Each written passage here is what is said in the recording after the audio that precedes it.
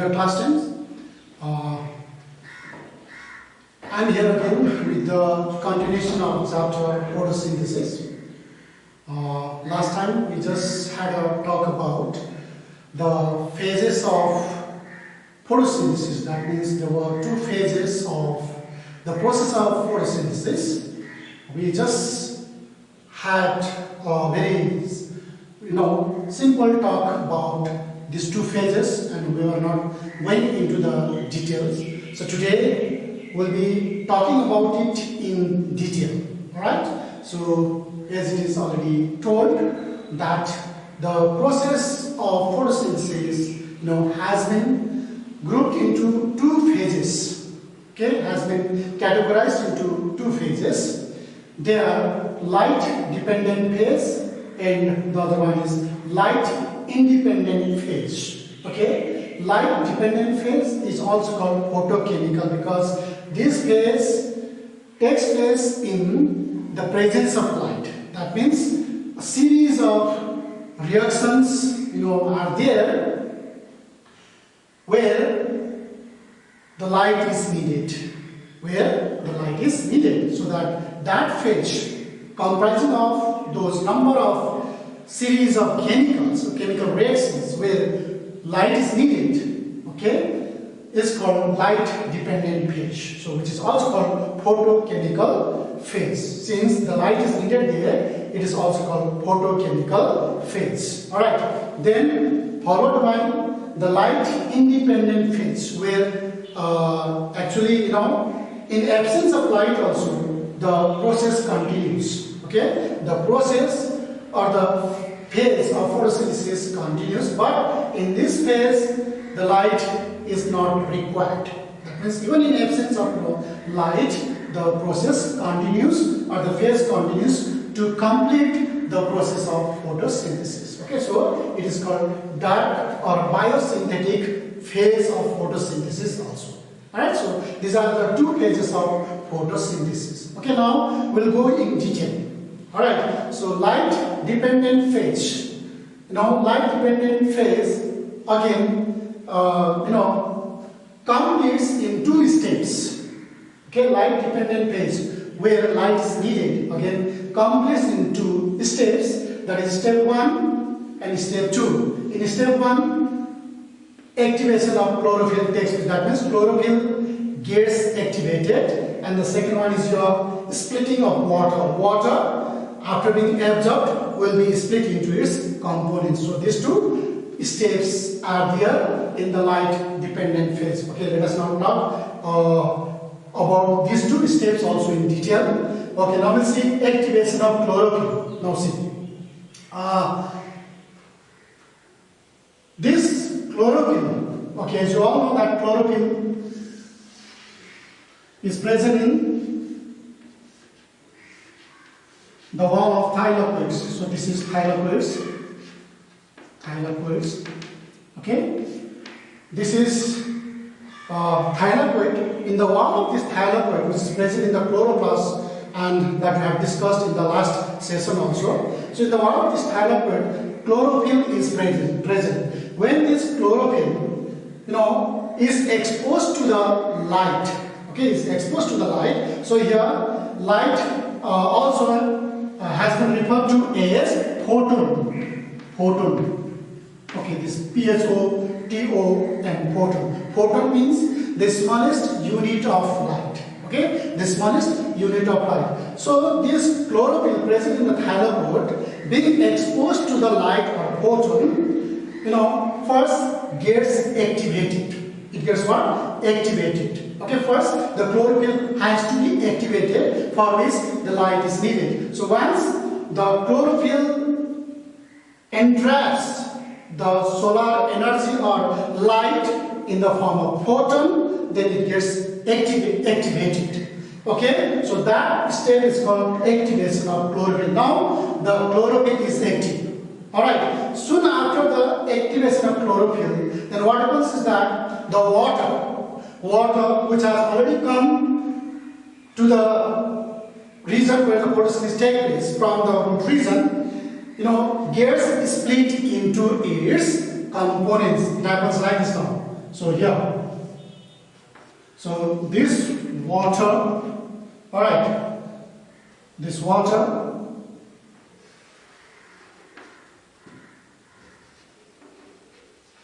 energy from 4 photons, energy from 4 photons,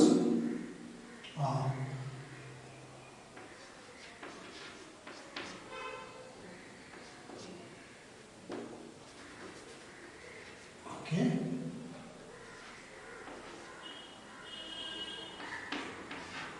Okay, now see.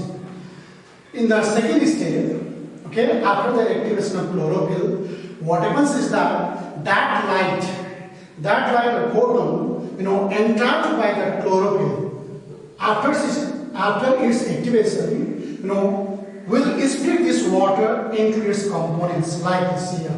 Water, with the use of energy from 4 photons, okay, breaks into these components, hydrogen component and oxygen component. Alright, so this way the water is broken down into its components, that is hydrogen and oxygen, which is called photolysis. It's called what? Photolysis.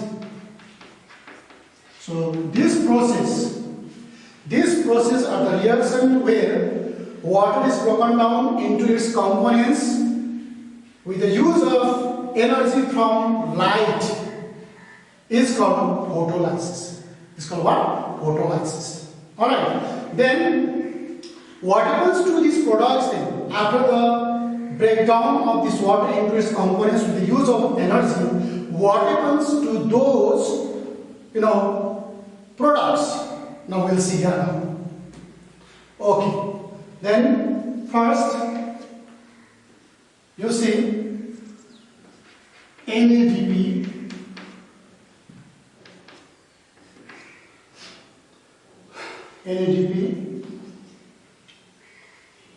okay,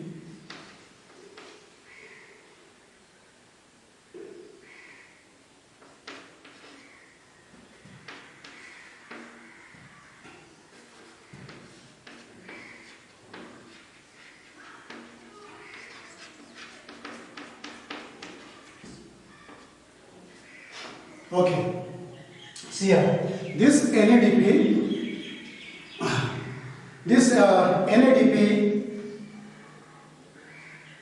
plus hydrogen, NADP ion plus hydrogen ion plus your electron with the use of enzymes, NADPase is formed, which means here these hydrogen ions, what is that? These hydrogen ions are picked up by NADP. NADP means out here nicotinamide 89 dinucleotide phosphate. Here, these hydrogen ions are picked up by NADP, and that compound is there in the process, which is called NADP object, and its full form is nicotinamide 89 dinucleotide phosphate. Please remember, okay, it is given there in the book also. Please remember the full form of NADP. Sometimes you will get the question to write the full form of NADP. So it is nicotinamide 89 dinucleotide phosphate.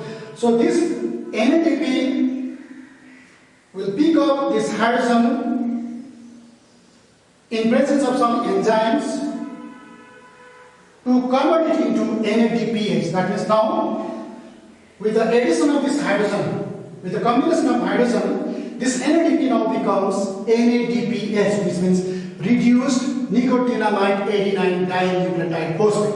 Alright, reduced nicotinamide 89 dinucleotide phosphate. That's the first step, okay, which is actually called end result of the products of photolysis. See, this what I am going to do here is that end result of the products of photolysis. That means here end result of the products of photolysis. The products of this photolysis will be used in these ways or in this reaction. Number one, as I've told you, these hydrogen ions are picked up by this NADP to convert it into NADPH, reduced nicotinamide 89 dinucleotide phosphate, where some enzymes are also needed. Okay, that is number one. Then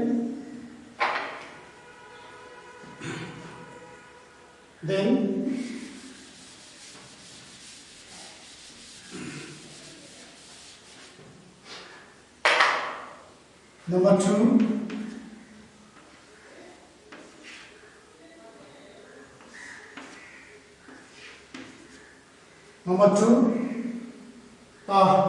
oxygen component of water after photolysis will be released to the atmosphere in the molecular form. That means this is the molecular form of oxygen.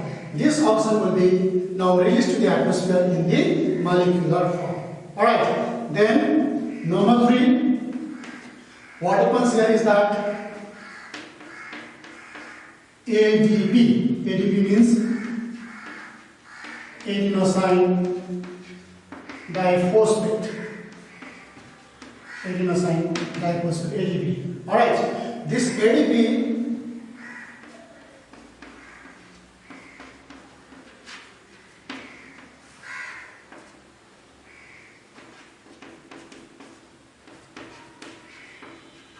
adenosine triphosphate. Alright, now see ADP.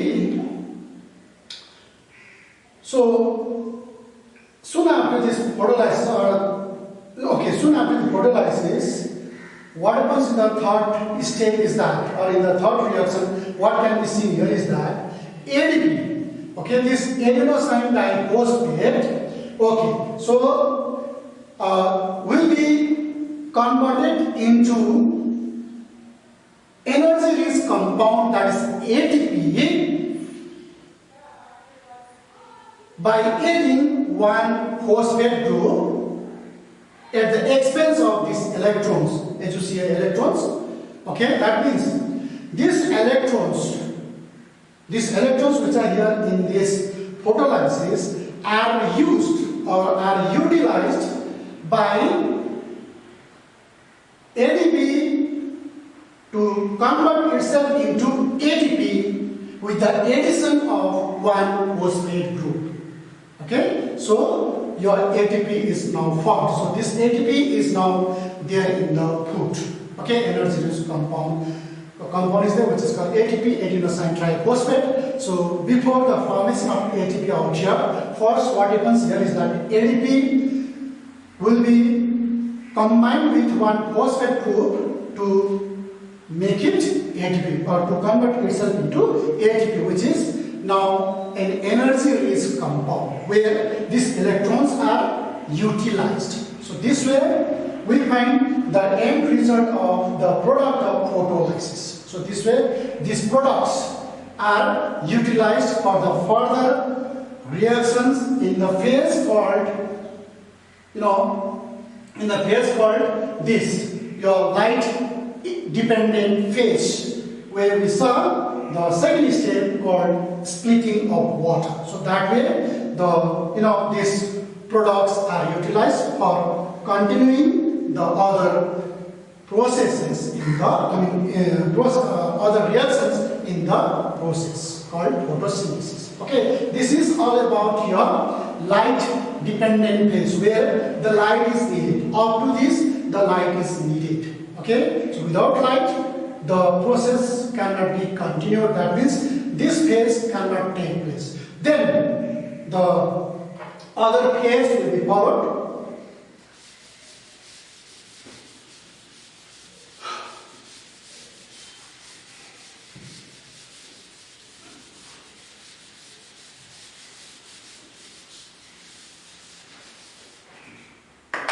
Then we have second phase out here. That is light independent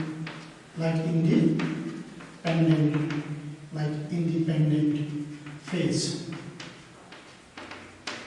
Light independent phase, which is also called dark or biosynthetic phase. Right, see now.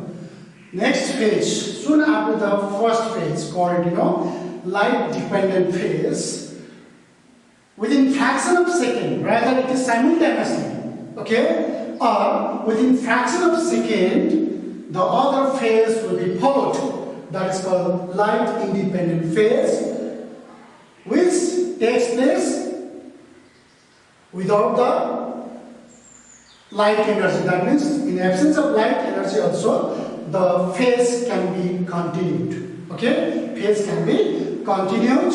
All right, and in this phase what happens is that your NADPH,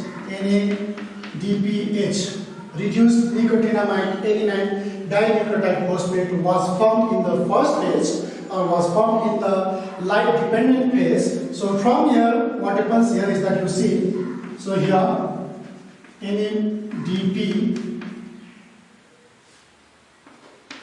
this will be now separated here. NADPH will be separated like that, NADP and H. These two things will be separated here. NADP will be the other side and H hydrogen will be here. So this hydrogen will now combine with carbon dioxide to form your C6H12O6, which means your glucose. So this way the glucose is formed. Now see, NADPH, from this, the separation of this H will be here, hydrogen will be here. From this NADPH, NADP will be here and H hydrogen will be here. So hydrogen combined with now carbon dioxide to make glucose. So this is what we wanted to see here in this process. Okay, so this is the one which is produced by the process called photosynthesis, that is called your glucose. Alright, so soon after the glucose formation, this glucose, because remember here C6H12O6 is a readily soluble form of your your food. Okay, once it comes in contact with water, it gets dissolved. Okay, so it cannot be stored. So that what happens is that soon after the formation of this glucose C6H12O6, will be now converted in the form of your starch. Okay, now your glucose soon after the formation by the process of photosynthesis now will be converted into the other stable form of the carbohydrate, which is called starch now. Okay, so to make one molecule of starch, several molecules of glucose are needed. Several molecules of glucose are needed to make one molecule of starch. So that process of the formation of starch by the combination of several molecules of glucose is called polymerization.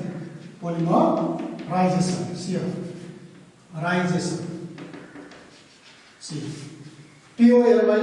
polymerization. Polymerization is the process by which starch or one molecule of starch is formed by the combination of several molecules of glucose. Okay, this is how your light independent phase takes place at the end to make the glucose.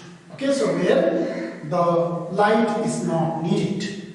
Alright, so this is how your your process of photosynthesis takes place or occurs in the plants. Okay, especially in those regions where chlorophyll is there or the mesophilic tissues are present, and that that they are all mainly present in the leaves. Beside the leaves, it is also present in the in the tender or very young stem of a plant also, and also in the guard cells of your that your leaves, where guard cells are there guarding the stomata. So even there the photosynthesis takes place, because even there the mesophyll tissues are present. So this is how your photosynthesis occurs in a plant or in a green plant. Alright, so this is what you have to see. Okay.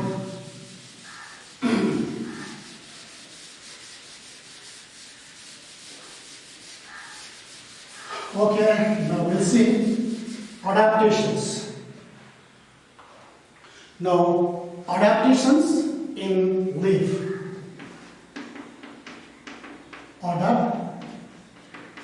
Adaptations in leaf or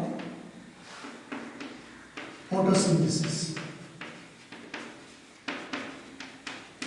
Okay, now adaptations in leaf or photosynthesis. Photosynthesis has to take place in the plants. Alright, so because if no photosynthesis means no food, so plants cannot survive. Not only plants, but all the living creatures of the ecosystem cannot survive there. So that somehow the photosynthesis has to be continued there in the plants. So nature has provided the plants with number of adaptive features so that photosynthesis takes place in them. Alright, number one we have large surface area. Okay, large surface area for maximum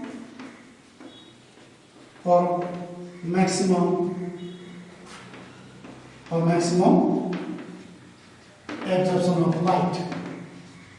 Alright, now see, large surface area for maximum absorption of light. Most of the plants, excepting few, okay, have the surface area of the leaves very large, so that there is maximum absorption of light, because light is very important for photosynthesis. So to absorb maximum light, nature has provided the plants with the large surface area. Okay, means provided them with the leaves having the large surface area so that they can absorb maximum light. Okay, number two, leaf arrangement. Leaf arrangement. Okay, so if you see the leaf arrangement in the plants, usually you find the leaf being arranged, at right angle to the source of light. Usually like this. Suppose this is the stem here. So the leaves are usually like this. See, right angle to the source of light. Source of light. Okay, right angle.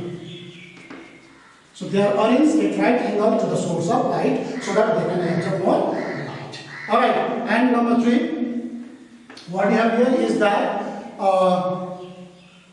we have cuticle and upper epidermis.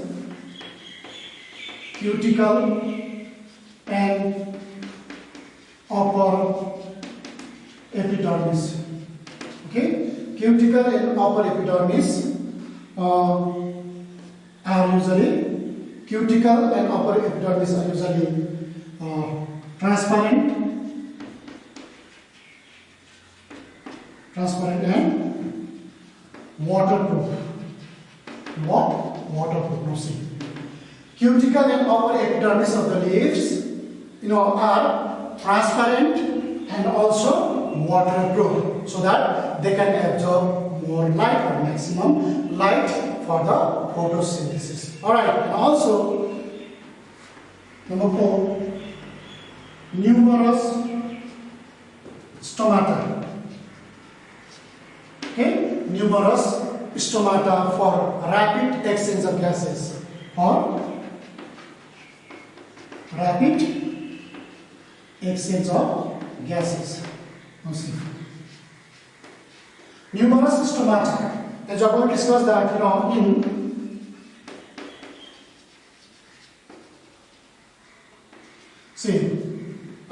in every square millimeter area of leaf surface. In every 1 square millimeter area of the surface of leaf, there are the stomata ranging from 1000 to 10,000. See now, so that many stomata are present there in the leaves, which makes the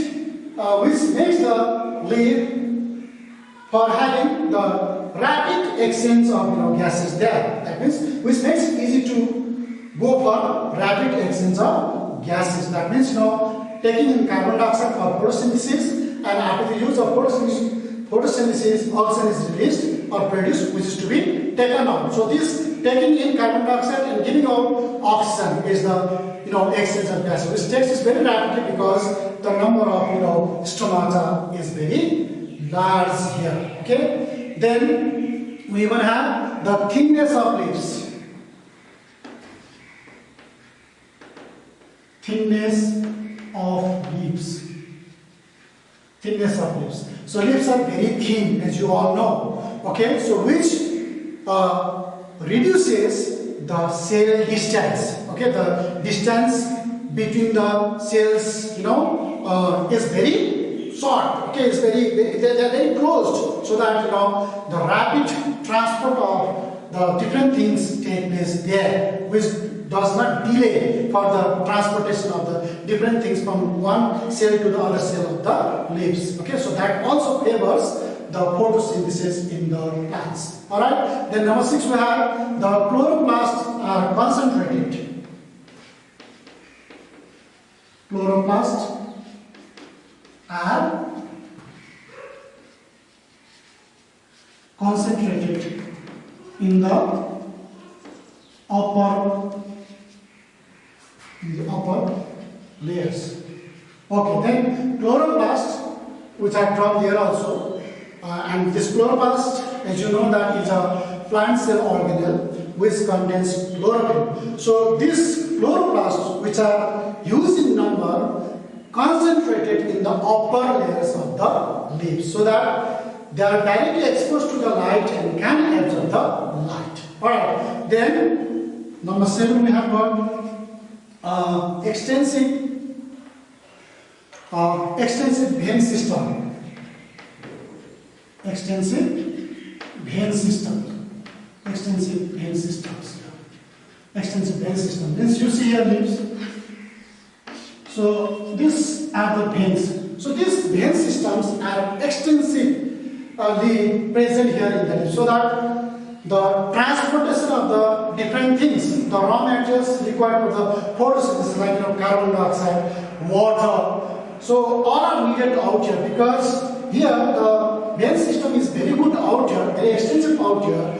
So very quickly the raw materials can be distributed here in the mesophyll cells where the photosynthesis takes place, and also after the production of the food, after the formation of glucose, which is to be transferred to the different things or different parts of the plants, also take place very quickly because this extensive vein system is there. So these are the 7 adaptive features that we find in the plants which favor the photosynthesis take place there in the plants. Okay, so today we'll do only this much and we'll continue in the next class. Alright, so for your information, let me tell you that your syllabus has been reduced for 2021, and usually chapter number 15, 16, 17. Okay, so your human evolution onwards, 3 chapters have been reduced. So once they are reduced, then we'll talk more about it. Alright, so you please try to go through the reduced syllabus also, which I had sent yesterday through WhatsApp. You must have gone through it. Alright, so thank you very much.